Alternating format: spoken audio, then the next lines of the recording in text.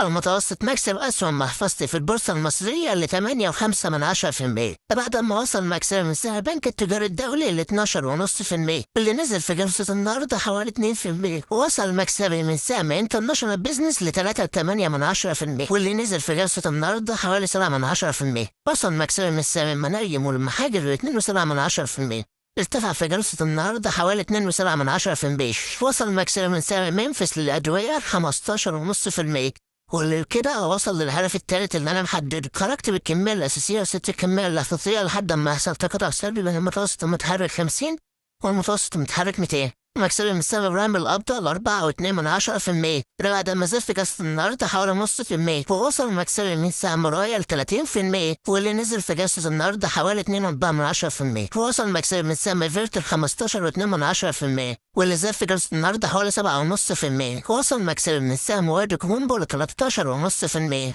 واللي زاد في جلسة النهاردة حوالي 1.1%.